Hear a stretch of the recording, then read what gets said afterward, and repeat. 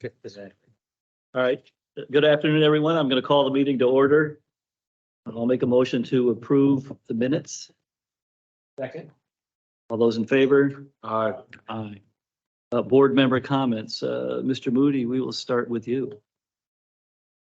Excuse me. Happy New Year to everyone. I'm sorry to interrupt, sir. Did we skip the approval of the special meeting minutes? I don't see them. I just see approval of the minutes. Okay. All right. So then I'll make a motion to approve the special meeting minutes. Second. Go ahead. All those in favor? Aye. All right. Those minutes have been approved. My apologies. Board member comments, Mr. Moody. Yeah, start out with Happy New Year to everyone. It's good to be back another year. Also, I'd want to welcome the new members to the board. With my interactions thus far, I definitely feel to be a valuable addition to our board and look forward to working with everyone in the coming year. Thank you, Mr. Moody. Mr. Bonfils. Sure. I'd like to welcome our new members who have known a long time.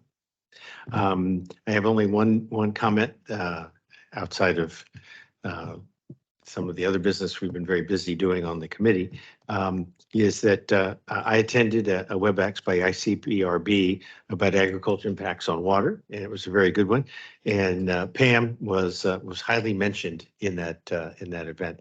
I mean, just her bio alone took over 5 minutes to read. So I really appreciate all the involvement that our technical staff and folks get involved in the community. So we appreciate that. Thank you. Mr. Vega. Well, thank you. And it's wonderful to feel welcome. This is my first meeting. Very much looking forward to participating at the board. I also want to give a shout out to I went to a seminar last week that was done by the Engineers and Surveyors Institute, and Pam and Kathleen did a great job presenting. They're good ambassadors for Loudon Water, and it was a pleasure to see them there. Thank you. Thank you, Mr. Vega. Mr. Buffington. Thank you, Mr. Chairman. I just want to thank my colleagues and Carla and Jewel and Mark and Alton and Brian for the warm welcome. I'm sorry if I forgot anybody. I didn't forget you. I just didn't say your name yet because I can't remember it, but soon I will remember it. John. Yeah, thank you. Thank you all. It really is an honor to be here. I'm looking forward to learning about Loudon Water, and everything I know so far, and having been a previous customer, is that Loudon Water is in a great position. And I'm not here to fix anything. I'm here to just keep it running as smoothly as possible. And I want to thank all the people in the back of the room for all the work that you guys do on a day-to-day basis. I know a lot goes into what my perception of Loudon Water is, and that is all of you and all of the work that you do to make it as successful as it is. And it's a very successful organization, and I'm just honored to be here. So thank you. Thank you, Mr. Buffington. Mr. Yudd. Ditto to that. Thank you to the board for the warm welcome. It has been just great over the last couple of weeks to get assimilated and jump right into the processes that you have underway. Thank you in particular to Chair Allen for all that you do and that you will continue to do. Just an excellent job. To the staff, I'm really looking forward to working with all of you in this new capacity. I learned a little bit about the organization over the years, but I think it'll be a new ball game from the perspective of of being a board member. And then thank you, GM Burleson, for all of your work. We really appreciate it. Thank you. Thank you, Mr. Yudd. Mr. Campbell. Yes, Happy New Year to everyone. I want to welcome back Jim and Keith and extend the congratulations to the three of you as well. Glad you're all on the board. Very thankful for that. I think is this Carla's last meeting? It is. All right. Potentially. When we were talking, I kept thinking March, and then I got corrected. So really do want to thank you, Carla, for all of your work and dedication to this organization. How many years it's been? Many. 35. Unbelievable. Well, well done and a well-deserved retirement. And I'm sure that we'll hear more about that, but grateful for that. And yeah, thank you. Thank you, Mr. Campbell. Mr. Kelly? Thank you, Mr. Chairman. And I also wish everyone a happy new year and welcome our new members. I know Charles and Tony, but Jack, it's nice to meet you and get to know you. I think you'll find this an exciting organization. There's a lot going on. We've got, as you've heard, we've got extremely dedicated, smart, intelligent people on staff. They had a great year last year. Congratulations on another terrific year. Appreciate all your efforts, but it's great to have you join the board. And to Jim and Keith, welcome back. Glad to see you, your smiling faces once again. And I was thinking the same thing, Brent, as I saw on the agenda that we may be canceling next month's meeting. Maybe you'll be back next month, but if not, fantastic job. You had big shoes to fill after Dale, and you more than filled them. And I'm sure we'll see you before you head off into the hills in your RV and go RVing somewhere. But no, congratulations, Carla. Well done. Thank you for your leadership and keeping a steady hand in the organization. Great job. Thank you, Mr. Chairman. Thank you, Mr. Kelly. Yeah, I had a lot of the similar comments. Happy New Year. It's hard to believe that it's almost February and we're still saying Happy New Year. And then I wanted to congratulate Mr. Bonfield and Mr. Moody for your reappointment to the board. I know it's not an easy process, so I commend you for that. And I want to welcome the 3 new board members too, Mr. Yudd, Mr. Vega, Mr. Buffington. You 3 are extremely well qualified. And I think I speak for the entire board when I say we look forward to working with you and learning about your opinions and your perspectives. So welcome. Committee assignments, some administrative stuff. For the record, Mr. Byers and myself will be moving off of the Finance Committee, being replaced by Mr. Yudd and Mr. Buffington. Mr. Kelly will remain chairman of the Finance Committee. Mr. Vega will replace Ms. Sursikar on CIP. Mr. Sultan will remain chair there. I will move from Finance to the Audit Committee with Mr. Kelly being chair there as well. The Water Resource Committee will be continued to be chaired by Mr. Bonfields, but we do have a vacancy on that committee. So if either of the 3 new members want to join the Water Resource Committee, and we could also have somebody on the Audit Committee as well. So you don't have to respond now. You can fight over it after the meeting. Mr. Vega. Water resources is a passion of mine, so. Okay, all right, thank you. You guys can think about that. And then Carla, this is probably your last board meeting. I know you canceled the February board meeting because you couldn't take another one, but it's not it. No, I was just kidding, but I want to thank you for 35 years of service to Loudoun Water and to the citizens of Loudoun County. 20 years leading the finance department and 6 years as the GM. That's quite an impressive executive career. When you took over the GM role, it was arguably a very difficult time for the organization. And your unflappable demeanor and steady hand was exactly what we needed at the time. I'm sure every leader wants to leave an organization better than they found it. And I think you've done that. And I think you have the organization on a nice path that's going straight forward. So kudos to that. Some comments that I've heard from staff. I love the Pittsburgh Steelers. That's true. Never afraid to do anything. Great leader, always has your back and never going to let you fail. So I think that speaks to the culture here. And I think you've nurtured that and furthered that along the way. So we thank you for that. And also, you took over during a tough time. You navigated COVID. And like I said before, you leave the organization in a great place. So on behalf of the board, we want to thank you. All right.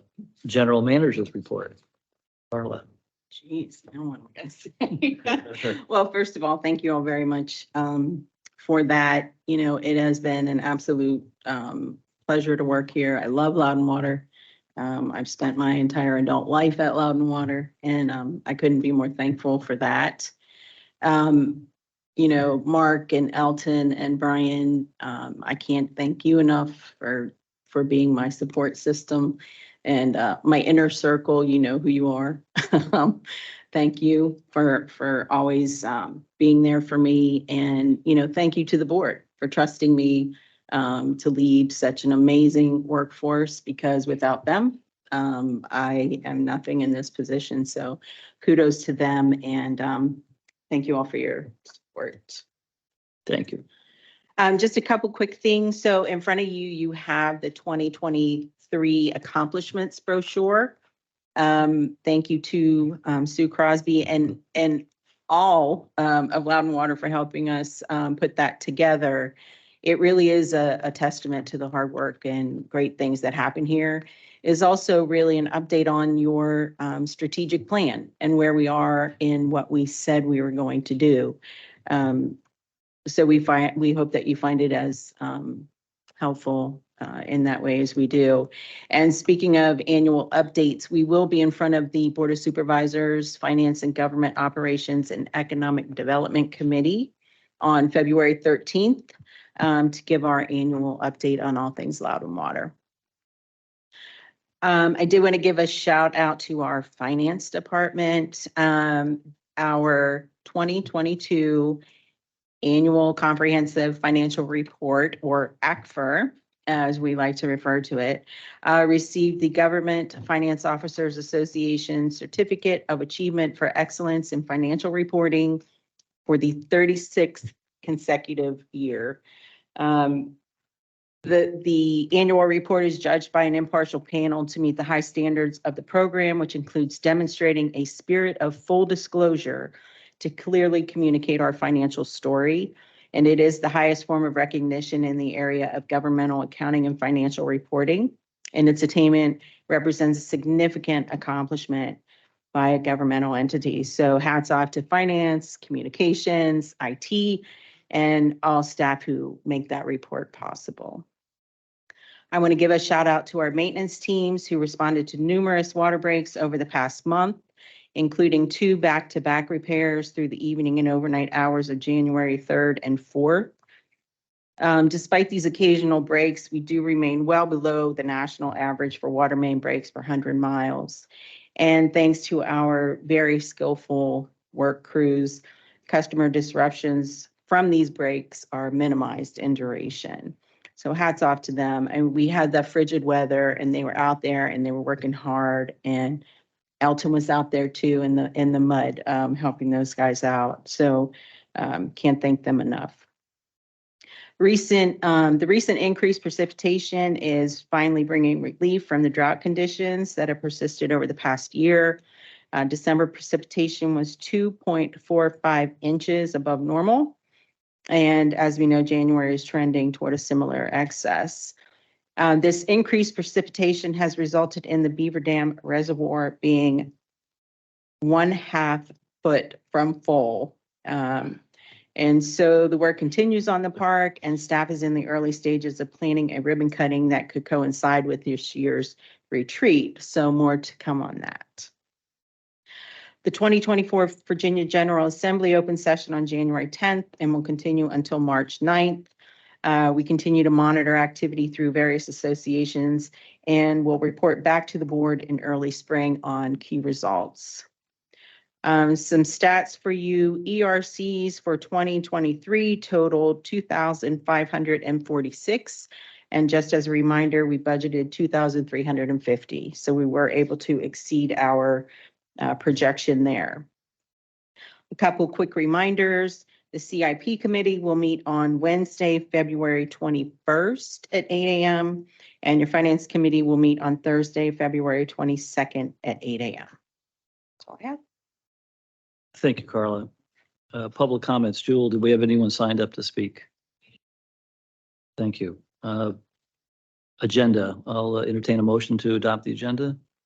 So moved. Sean, second. Mr. Moody, all those in favor? Aye. Okay. Board committee action, the selection committee. I was the chair of that. And before we get started, I want to thank the selection committee for all the hard work, and especially the new members who kind of came in on the tail end and kind of had to drink through a fire hose immediately. So appreciate that. And then So what we thought we would do is we would have our consultant, Paul Syker from the Artisan Group, just give a brief demonstration or presentation, excuse me, of the process that we went through in the selection committee. Paul?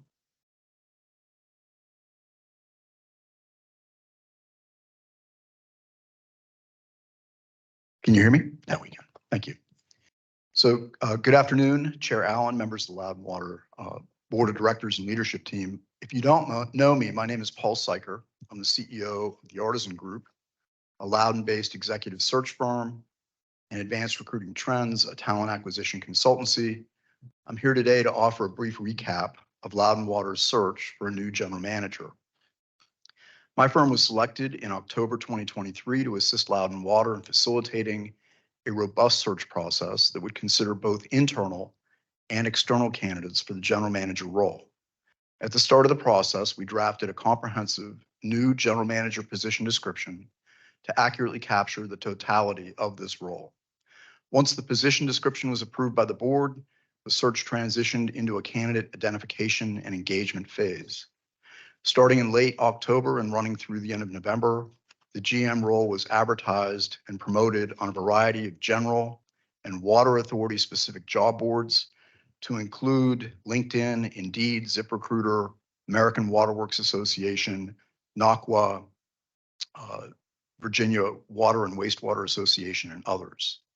At the point where the position was made public, I also began the process of doing introductory interviews with each of the 6 Loudon Water internal candidates, both to understand their professional experience, but also to begin managing their expectations regarding how the process would unfold.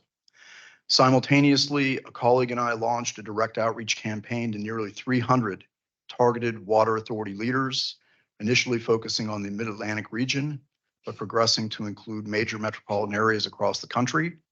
Our focus was to find leaders at water authorities involved in both drinking water production as well as wastewater treatment. We were also mindful of the fact that on-target candidate prospects needed to have experience within a water authority that aligned with Loudon Water's service area and Loudon Water's population density. In addition to the 6 internal candidates, we had preliminary conversations with over 30 external prospects, most of whom emerged as a result of our direct sourcing activities. We conducted detailed screening and qualification interviews with 18 on-target external candidate prospects who were in key leadership roles at other water authorities. This group was then refined to 10 candidate prospects. The Loudon Water Search Committee then completed a stack ranking of the external candidates that were submitted and decided to interview 4 external candidates. So at the point where interviews commenced, the committee agreed that it would formally consider 10 people comprised of 6 internal and 4 external candidates.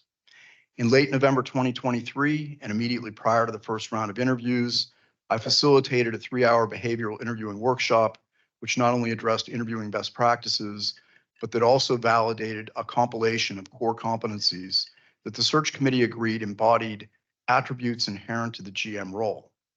These competencies were stack ranked in order of importance and included leadership, communications, decision-making, strategic thinking, confidence and self-assuredness, business acumen, delegation, ambassadorship, innovation, and fiscal management.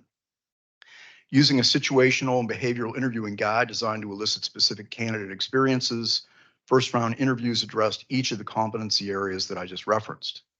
These interviews were rigorous, and search committee members were required to submit formal evaluations that effectively scored each candidate's performance.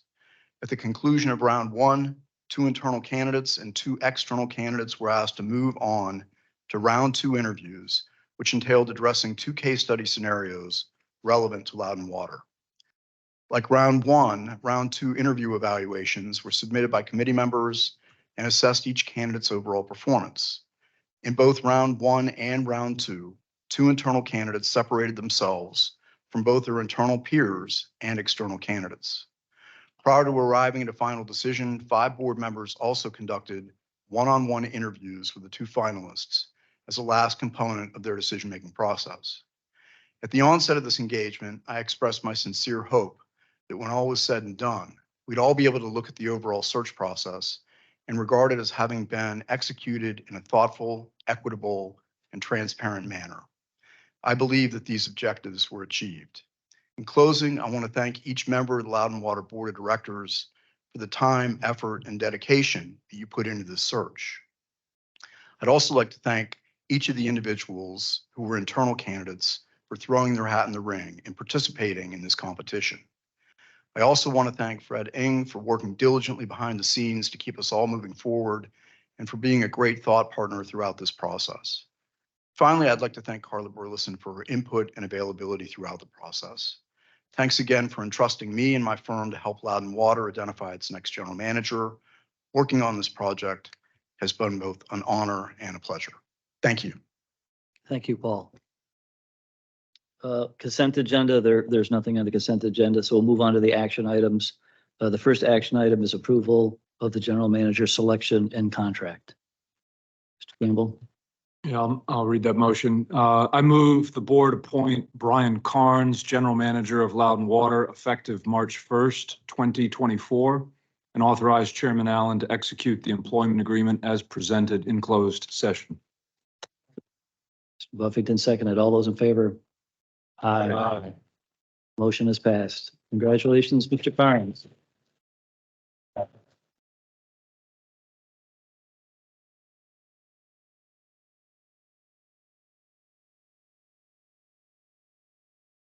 Congratulations. The next item on the agenda is a resolution of appreciation for Bill Byers. We lost 2 board members this year, so I will read both of these resolutions of appreciation. Whereas Mr. Byers was appointed to the Loudon Water Board and served with distinction tirelessly and continuously from January 2014 to December 2023, serving for a 10-year period. And whereas Mr. Byers served and chaired the Audit Committee and served on the Finance Committee and consistently participated in other meetings, retreats, and workshops, providing important contributions and leadership. As Audit Committee Chair, he oversaw audits resulting in clean, unmodified opinions. During his tenure on the board, Mr. Byers participated in 3 debt issuances totaling $216 million, and Loudon Water received its Moody's AAA credit rating in July 2015. He served during a period of significant growth and accomplishments at Loudon Water, including design and implementation of Trap Rock Water Treatment Facility and the construction of the Beaver Dam Reservoir Park. And whereas Mr. Byers provided guidance, unique contributions, and unprecedented expertise from the finance and banking industries, as well as depth of knowledge, sound advice, and proficiency to staff. Now therefore it be resolved that Loudon Water's members and staff express to Mr. Byers our deepest appreciation for his leadership and service, for the devotion that he has so generously, effectively, and graciously given the authority. Be it further resolved that this resolution be made of the Water Authority's minutes dated this day, 25th January 2024.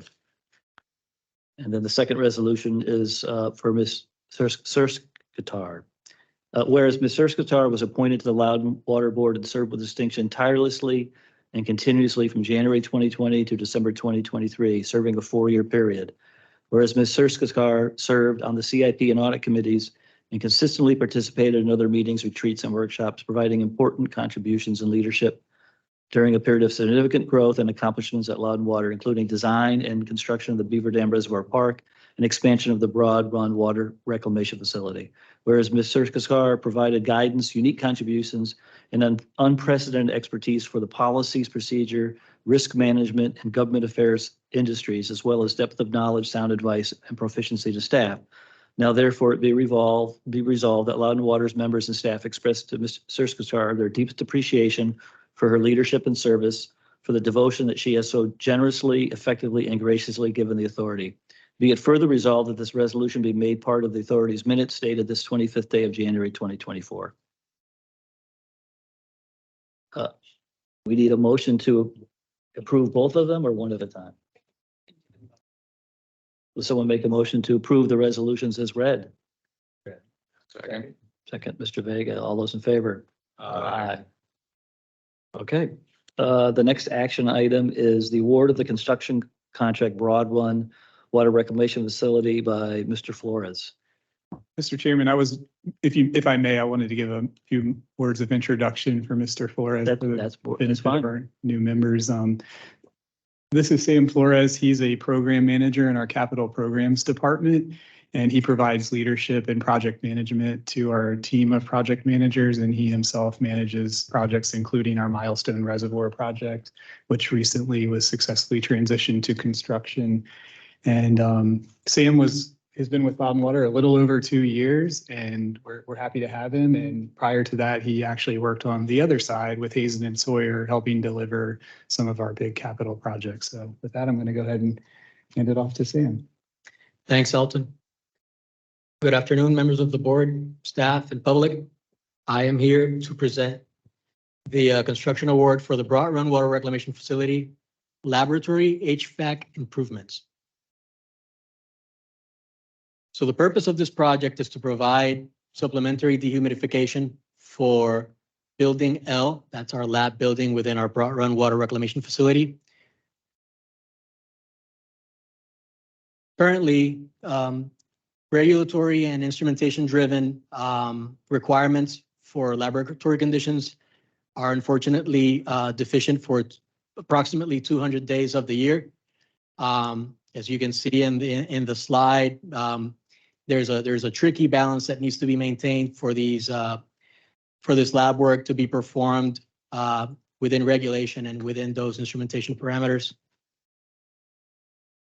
So the scope of work basically involves the installation of new condenser units to provide 40-ton air cooled direct expansion chiller system, new reheat coils, air handler modifications within the laboratory ductwork itself, the installation of some supporting structures for the new condensing units, as well as some rebalancing work, programming of the new instrumentation and controls, and startup and commissioning to leave a turnkey system back in operation. This is a plan of the areas within the laboratory where the work will be performed. This exterior area will get a new concrete pad for the new condensing units. There will be some work performed within the air handlers that are existing. Some existing humidifiers will be removed. And then some lab ductwork will be replaced to rebalance the exhaust fans and terminal units currently in operation to maintain the desired environmental conditions. The lab will continue operation during the construction period. The construction contract is currently scheduled for 470 calendar days from notice to proceed to substantial completion, with a 30-day period after substantial completion for final work and achievement of final completion. Here's the bid results. FH Passion was the low bid, coming in at a contract price of $1,090,900, which is well below the engineer's estimate of $1.34 million. We had one other bidder in this bid process. The CIP project snapshot shows that our construction contract, based on the low bid, as well as the CA support service, the construction administration support services that we will see in the next presentation, cumulative are with well below the allocation for CIP budget for this overall construction effort.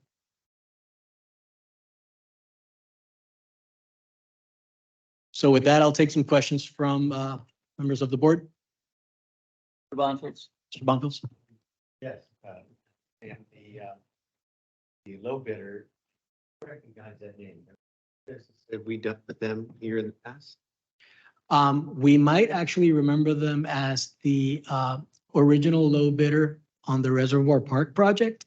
Oh, That project was re-advertised due to the discrepancies we saw between those bid results and the original estimate for that project. We went back and performed some modifications to the design documents to facilitate access to the construction areas and other modifications to bring that bid results into alignment with our expectations and our estimates. So that would have been there would have been some experience there, but ultimately in our verification of their work qualifications, we found that they did a lot of work for the town of Leesburg and the county as well.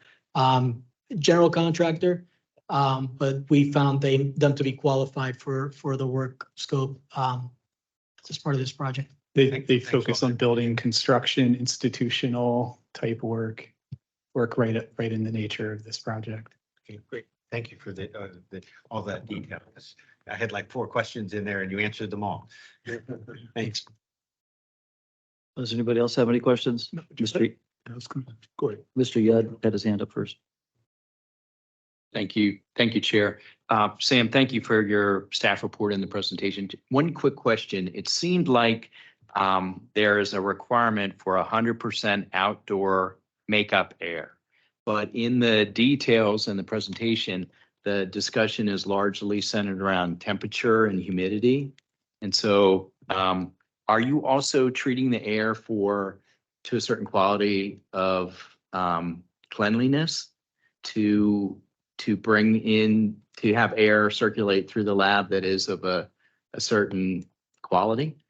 Not as part of this project. So the only one of these parameters that's currently outside of the requirement is relative humidity. What we are finding during the warmer summer months and for, a longer period than that, 200 days of the year, we are exceeding the humidity requirements and are having to work around it. Our lab staff is batching samples, moving equipment to places where they can perform the work. And there's been other measures that have been taken just to address that problem. Currently, there is no issue with the quality of the outside air that's being brought in, nor is there temperature concerns or any of the other parameters, needing to be addressed at this point. If I may add to that, I think the 100% clean outdoor air was mentioned because that has been one of the principal difficulties of bringing all that outdoor air in during these humid, warm periods of the year and properly dehumidifying it and cooling it to the right parameters for the indoor air in the lab. And the chiller for this unit is all the way on the other end of the building, all the way on the east end of the building. So we've speculated that, moving the chilled water all the way to that end of the building and running it through these air handlers, that's been part of the challenge of the original unit itself. Mr. Campbell? Yes, I had 2 questions, which is how old is this building? And how long has this building been deficient where this issue's been happening? So the facility itself is around 10 years old. Actually, it's more along the lines of 15. So original plant construction. And the deficiency partly brought about by the new instrumentation that's been installed for lab work since its original commissioning. So, it's sort of a cumulative effect of regulation and instrumentation. So I do not believe that it's been deficient since its inception. I just think that we eventually sort of suffered those issues for a number of years and are now in a position to address them. And conducted a fair amount of our own internal troubleshooting over a period of a few years to really try to do everything we could before investing the capital. So did the regulations also change sometime recently? I can elaborate a little bit on that. This is Kathy Cogswell. I'm the Director of Water Quality and Compliance. The laboratory falls under me. So most recently, we installed new instrumentation that dropped that minimum requirement from about 70% relative humidity down to 50%. And that's where we really started to see those major drivers. There wasn't a regulatory change. It's actually the instrumentation itself that has different limits. Okay, so this isn't driven by DEQ or something. This is driven by the instrumentation itself. That's correct, Okay, yes. great. That makes sense. Thank you. Mr. Vega? What is the anticipated life cycle of these improvements we're investing on? I will have to get back to you on that, honestly. I just didn't prepare that information for this presentation. Hopefully longer than my HVAC at home. Hopefully. All right, so would someone read the recommended I'd motion? be happy to do Mr. that. Bonfield? I move the board approve the award of the construction contract for the BRWRF Laboratory HVAC Improvements Project to FH Passion LCC for $1,000,000 $90,000 and $900 with an approximate 5% contingency to be controlled by the general manager for a total authorized budget of $1,150,000. Additional costs will require board approval. Second. Any further discussion? All those in favor say aye. Okay. Thanks, Sam. Thank you. The next one, you can segue right into the approval of the task order. Yeah. And administrative services. So the second presentation will request approval for the task order for construction administration services. And as part of this work, the overall goal is to support the Loudoun Water PM, ensure quality and contract compliance, and leverage the consultant expertise. In this case, CDM Smith, who designed the project, will stay on board to provide construction administration services during the construction phase. The scope of work is pretty similar to the general scope of work that we request for most of our construction efforts. However, going back to those parameters for environmental conditions within the laboratory, one of the things we'd like to highlight as part of the overall scope and level of effort is the additional operational support that we will be getting from CDM Smith on this work. And to sort of go back to one of the questions that was asked, I think part of the purpose of listing out not just the relative humidity parameter, but all of the parameters that go into this set of conditions is that, once the work is complete, it's not a terribly complex scope of work, but I think anyone who's been involved in the startup and commissioning of an HVAC system in a laboratory will recognize that once all the instruments are there and you have to bring design to practicality, establishing that tricky balance of 100% outside air temperature, internal pressure, and relative humidity, it can get a little tricky. And so we are sure that the contractor will bring that expertise to the table, but we will have support for the inevitable, bit of troubleshooting that will have to take place there. Other than that, I can say that we are well within the range of historical CA services cost metrics for minor facility upgrades. And with that, I'll be happy to take any questions from the board. Anyone have any questions for Sam? All right, so someone want to read the motion? Campbell. I move the board approve award of the construction contract for the Broad Run Water Reclamation Facility Laboratory HVAC improvements project to FH Passion LLC for, I'm on the wrong one. Sorry, guys. Okay. Here we go. I move the board approve a task order for construction administration services for the Broad Run Water Reclamation Facility Laboratory HVAC improvements project to CDM Smith for $145,300 with an approximate 5% contingency to be controlled by the general manager for a total authorized budget of $153,000. Additional costs will require board approval. Second. Mr. Bonfield, second. Any further discussion? All those in favor? Aye. Thank you. Cancellation of the February board meeting. Do we need a motion for this? Okay. Who wants to make this great motion? Who wants to say this? Mr. Campbell? Sure. I make a motion that we cancel the February meeting. I'll second. Any discussion? All those in favor? Aye. 801. No business. There's none on the agenda. Monthly reports. The capital fourth quarter 2023 capital construction report. Gentlemen. I wanted to say just a few more words again for the benefit of our new members. More introductions. More introductions. So this is the capital construction quarterly report, and you will typically see this presented at the CIP committee, the Capital Improvements Program Committee. And it's typically for informational purposes on the board's agenda, but we're going to give an abridged presentation here today. And it's typically jointly presented by Sam, and this is Rick Zafel. He's a program manager in our water reclamation projects department. And what that means is that Rick is leading all of our Broad Run WRF expansion activities and the team that supports that. He's doing, in my measure, an excellent job and brings a wealth of experience. Rick's been with us 9 years now and spent quite a long time at UOSA before joining Loudon Water. So with that, I'm going to go ahead and hand it off to the gentleman.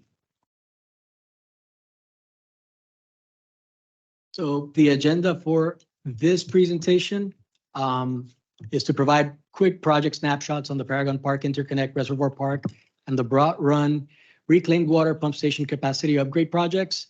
Then we'll kick it off to Rick for a more in-depth look and status update on the Broad Run expansion project.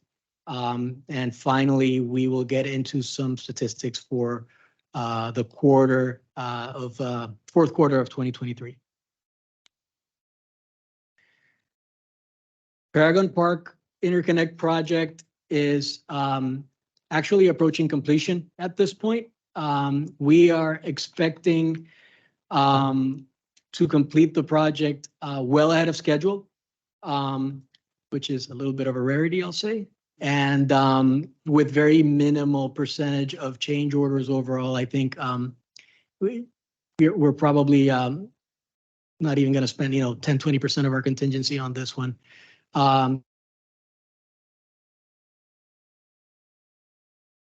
Project and yep, we hope to get into vault startup and site restoration here in the coming months. Moving over to Reservoir Park, it's been mentioned a couple of times during the proceedings here. This one is slipping a little bit behind schedule. It was awarded back in 2022 with the expectation to complete on the current quarter of 2024. However, we do anticipate a little bit of slippage due to some missed planting season windows that get into sort of the landscaping and some of the planting and bioretention basin features of the work that'll push the project out to the second quarter of 2024. Other than that, it's been going great, and you can see the bits of remaining work there towards the bottom of the list. Sam, are you expecting that that's going to finish under budget, or do you have a sense of that yet? I think we will be well within our contingency. I'd be surprised if we spend half of the contingency that was allocated for this project. Great. Be here. Okay, I'm going to resume here with the reclaimed water pump station capacity upgrades here. So this project is intended to increase the capacity of reclaimed water that we can deliver to our customers here. It has been under construction for about a year. Contract value was 1.9 million, and we've spent about 1.2 of that through the end of the fourth quarter. And the most recent completed work in the fourth quarter included valve replacements, check valves, isolation valves, pump installations, and process mechanical piping. And then looking ahead to the remainder of the work, we have installation of VFDs and the completion of the electrical infrastructure, as well as instrumentation and control and HVAC equipment. And then, of course, the commissioning of all those new facilities left to go on that project. All right. And then I'm going to talk about the Broad Run expansion project here. And I'll spend a little more time on that, a few more slides on this particular project. So the purpose of this project was to increase the treatment capacity from 10 to 15 million gallons per day. Our contractor is Kokosing Industrial, and we've been under construction since the middle of 2020. Original contract value is about 75.9 million. Our change order total through the end of the fourth quarter is at 2.5 million, giving us a revised value of 78.4 million. And then through the end of the fourth quarter, our value of work is 73 million, or 93% spent. We're looking at a final completion date of March 2025. And then on our time elapsed, we're at 73% as a function of final completion.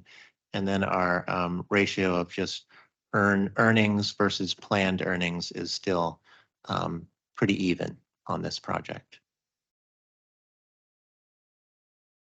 Quick question. Yes, sir. Is that supposed to be March 2024 or 2025? 2025. So we spent 93% of the money, but we still have a year left. Is that correct? That's correct. Now 6 months of that time is between substantial and final completion, where the contractor is doing punch list items. So there's no earnings during that time. So if you back up, we should be 100% spent September of this year. Okay, Okay. thank you. Okay.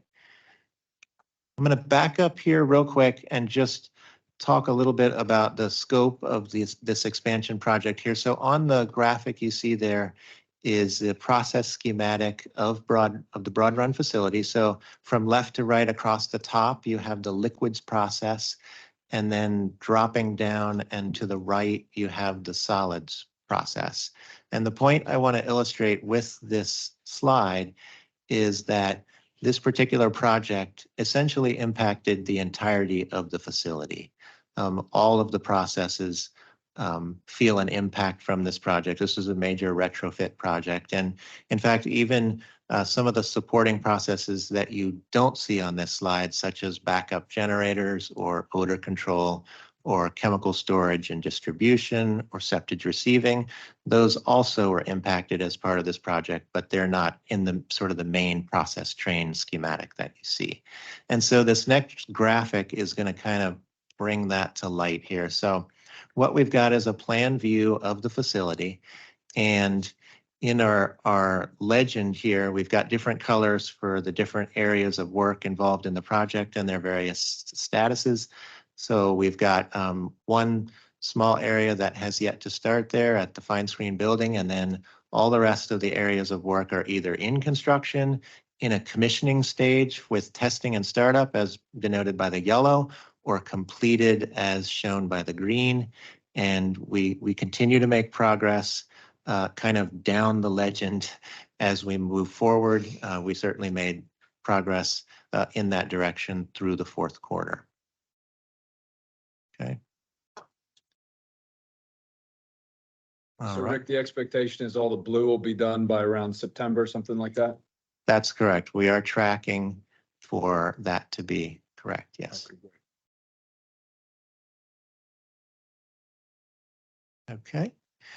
We'll go ahead and move on and talk a little bit about the inner workings of the contract between the owner and the contractor. So communication between the parties. So we continue to use the tools in the contract to foster good communication between the contractor and the owner. So far, we have answered approximately 550 requests for information on this project, and we've returned about 2,150 submittal reviews to the contractor. As far as coordination with the plant, we have processed about 540 individual coordination and shutdown requests. These are requests submitted by the contractor to impact various parts of the plant for tie-ins or other work that's associated with the construction. As far as the quality of construction, we have a tool called Observations that tracks work that doesn't quite meet the contract documents. And through the end of the fourth quarter, we had 155 of those individually, and the contractor's done a good job to have those about 85 or more % complete at this time. So doing a good job to keep that list short. As far as claims and disputes, we do not have any outstanding claims or disputes that we have not been able to resolve with the contractor. And then the contractor's projected completion, just mentioned that we are tracking for on-time completion. Substantial completion is due in September 20th. And then it's the plus 6 months to the final completion, which was that March 2025 date that you saw. And then last thing here, change orders. So I'll just mention that we have executed 13 change orders through the end of the fourth quarter. Our most recent change order was executed during the fourth quarter, and that did include a no-cost time extension that resulted from a negotiated settlement with the contractor to resolve some delays. And that was the first time extension that we've had on the project. Okay. And Rick, was this was design build? This wasn't CMAR, or it was? This was design bid build, traditional Okay. delivery method, as they call it. Okay. Yeah. Okay, sorry for the small size of this graphic here, but what we've got is the 9 active projects in construction right now. On the 3 columns here to the left, we've got our contract time related information. And then the 5 columns over to the right here, we've got our contract price related information and some statistics about contingency utilization and change order percentage as a function of original contract price and percent spent. And then I'll just call your attention last to the very bottom here, this last row, we've got kind of a summary of total contract value in construction, and then the average or aggregate contingency utilization and change order percentages as well. Okay. And then we had one project drop off the active list this quarter. This was the Selmer Booster Pump Upgrades project. So I think that finished with some pretty good numbers here with contingency utilization and change order percentage.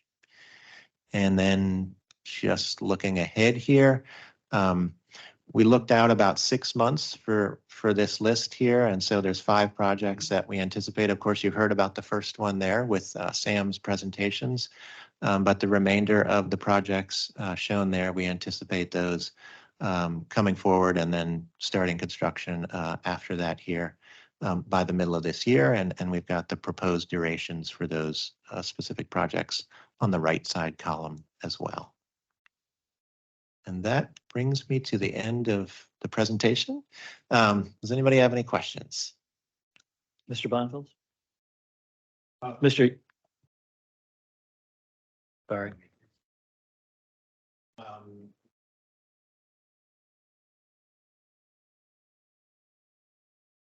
You know, there's a lot, I drive through there and there's a lot of work going on, and I wonder if that's going to satisfy the customers there. I think that's just one of many projects Oh, that okay. will be affiliated with the JLMA work. And that's just a linear project that covers some of the water and sewer associated with that effort, but All there'll be others as well. Yes, sir. Okay. Who else had a question? Mr. Yudd? Thank you for the presentation. And I think you'll probably hear more of this in the CIP committee, but I would just raise it so your thought process is mindful of it. When you were talking about the expansion project, the number of observations was reported, and the number of outstanding issues, and then the fact that the on-time completion is still on the table. And I think what we're going to be asking for in the CIP committee is more of an appreciation for what the 20 issues might have been. And if you, knowing the magnitude and frequency of issues is one thing, but the degree of detail and what they mean for Loudon Water is another. And so there's always the potential that these projects could drag on in terms of time, and then the exposure for additional funds for whatever the resolution is. So I think at the committee discussion, there will be probably a request, at least from me, to know what those issues are, and then moving forward with the concurrence of the board and the directions to the committee in terms of results we're looking for, a way to report that out on a monthly basis or at some interval that you feel is more practical. But I just think a little bit more detail there might be helpful to us. And then the other thing to follow up on Mr. Bonfield's question, to where exactly is the is the location of service in the JLMA West Sewer and Water Extension by that time frame of June of 24? Where exactly where are you in June of 24? Well, I can try to take that one, Mr. Yudd. This project listed on the table is the extension from, if you're familiar with the Sickland Distribution Center, Sickland Road Distribution Center project. So this would take off from that project across Sickland Road. And this is the project that will extend all the way out to the village at Clear Springs, to the additional transition policy area that was added to our service area with the 2019 general plan changes. Okay, so when you see the word west, that is really westward to other side of the greenway. Exactly. Okay, gotcha. Thank you. You're welcome. Thank you. Not west. Not west, not any further west. Okay. Mr. Buffington. Thank you, Mr. Chairman. If I may, it's not really a question, a comment. Is that okay? Sure. At this time? You guys have a lot of projects going on, and I just, having come from the county, we had a lot also, and more than this. But what we didn't have is a high percentage of projects finishing on time and on or under budget. And I guess I could come up with a question of how the hell do you do it? Excuse my language. But I just, with the staff in the room, I wanted to take a moment and just recognize that, you know, having come from the county, to me, this is significant that this many projects are either on time or as close to on time as they are, and that you're completing them at or under budget. It's amazing. And this is not a ding on the county by any means. They have a lot on their hands, and it's really hard to manage these large projects. I just wanted to point out that I've noticed, I guess, how good we're doing with keeping on project, on time, and within budget. So thank you for all the work. I know there's a lot of work goes into doing that, and there's a lot of people that help with that aren't in the room right now. So please take the message back. Just to thank you. Thank you, Mr. Buffington. Thank you. Any other questions? All right, thank you. Thank you, gentlemen. Excellent report. Financial summary, monthly report by Sally Deller. While Sally's coming up, I'll introduce her for the benefit of the new members. Sally Deller is our Director of Finance. So she oversees all aspects of accounting, including payroll and financial reporting. She has billing and collections and procurement. And the report that she's going to present to you today is presented on a monthly basis to the Finance Committee as an overview of how we're doing compared to budget as far as revenues and expenses. And we also touch on capital spending, and Tom Lipinski is here, and he can also help discuss capital spending as well. Nate, can you pull up the December report, please? Thank you. So this, as you're seeing on the screen up here, is what you'll see monthly. And these numbers, to note, for December are draft because we haven't done a lot of our year-end adjustments yet for the audit. So we'll come back to you in a couple months with the audited financials. So the first page, you're going to see a summary there of revenues and expenses, and it's broken out between operating and non-operating. Big picture for you, we are ahead of budget for the year in revenue and under budget in expenses. So it's a good story for 2023. Again, these numbers will change a little bit. Some of the categories and expenses that you might be curious about, which you'll see in more detail when you see the budget, but contractual services is essentially our wholesale water and wastewater purchases. That's the biggest in that category. Chemicals is going to be one of the biggest categories under materials and supplies, along with our inventory costs, and then electricity in our other services. Yeah, so that's that page. And then the next page gives you a summary of the ERCs and how we're trending. The blue line there is budget, and the red line is where we came in actually. And then down at the bottom, you'll see the historical trends of how we've done with ERCs. And then looking forward to next year, we're projecting 2645 ERCs for 2024. And then finally, the last page is similar to what Tom presents, so I'll let him talk about that, but that's a summary of our capital spending plan and how we're doing against it. For the new members, are you familiar with the ERC term? You want some further explanation on that?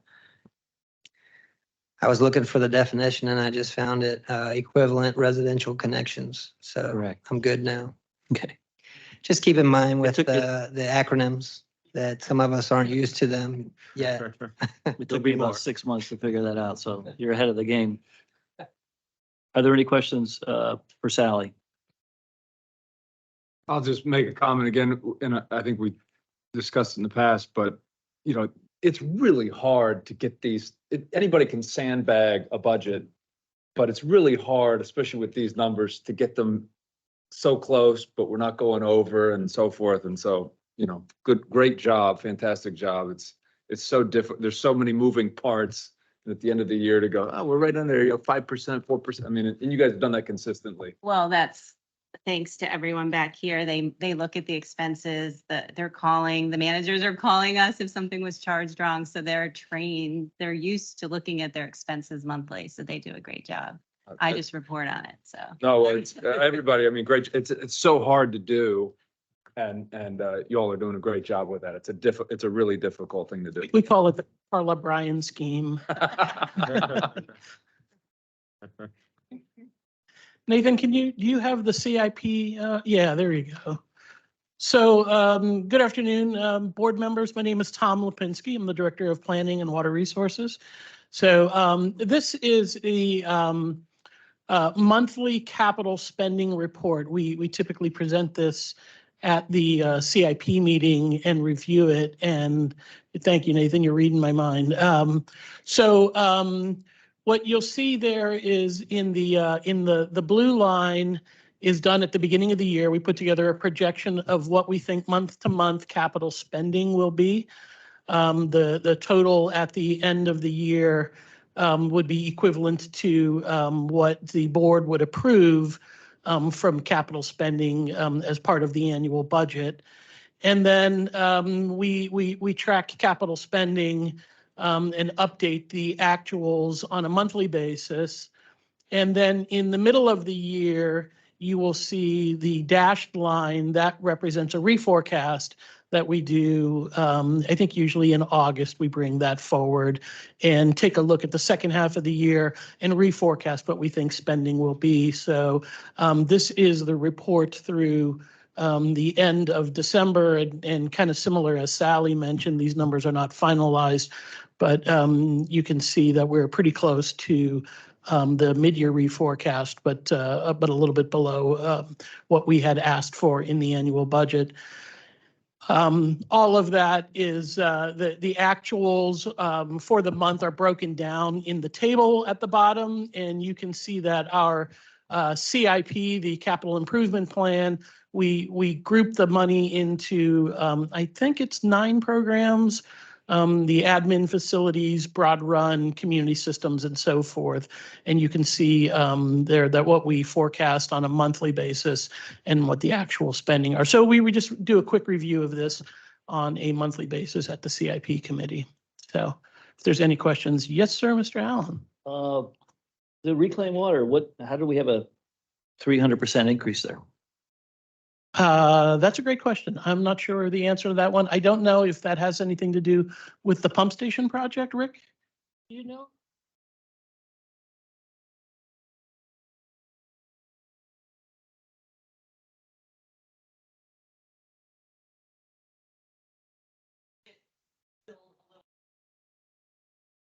And when it falls right at a line here, it can. All right. Still confused, but yeah. I'll dig into it and try to get you an It's answer easy- for this. Easy to confuse. Yeah. Does anyone else have any questions on the capital CIP meetings on the 21st. spending report? A water resource management report. Thank you. Thank you, Mr. Thank you. Linsky. Just trying to get things moving. Jessica's not with us today, so if there are any questions on this particular report, at a glance, this is our monthly update to the board on the status of our water resources that we track on an operational basis. So my only question was Beaver Dam at 70%. Does a half a foot mean 70%, or are those numbers aligned? Really, well, this report is a bit dated, and Okay. so we've seen a substantial increase with the precipitation in So January. what does a half a foot represent? 80%, 90%? Oh, yeah, we're at like 97%. If it was a half a foot and it was millions of miles wide, it could be a lot. So It's a lot of water. it's a lot of water. All right, but we're close. That's good news. Absolutely. Only question I had was with all the wells, when do we think those will recharge? I know it takes a little time for the water to get down there, but. Yeah, we're starting to see, at least at the state level, with the indicators they're tracking, things to start unwind a little bit from what we were seeing with the prolonged dry spell of 2023. So I think if things continue on this trend throughout the course of 2024, we'll probably be right back to where things are on track. But it takes like a good 12 months maybe for all that rain to get down there. That's what we've seen in past years that have been toward the drier side. Okay, great. Thank you. And then the last report is the water and sewer agreements by Hui Tran. Does anyone have any questions on that report?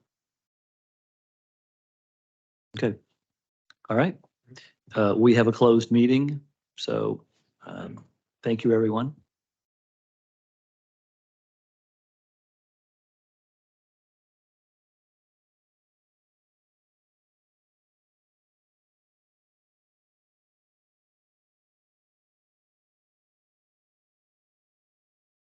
Guess that it would take 12 months. Yeah, I wouldn't either. I was thinking like 3 months or something, Yeah. but all of these wells are on caution advisory status. Yeah. We've been getting a fair amount of rain and such, and I don't know. I know it's a big, that's a lot of clay, so that's almost impervious. So it does take a while to get.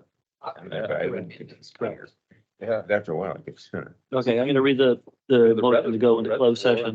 The river, all that's way up. Yeah, right. Pursuant to section 223711 of the Code of Virginia, I move that the Board of this authority enter into a closed meeting. The authority for this closed meeting is found in section 22311, subsection 3. The items to be discussed, Dominion Energy easement request on Loudon Water Campus. All right. Second, Second. all those in favor? Do we have to do a voice? Aye. No? Okay. Aye. All right.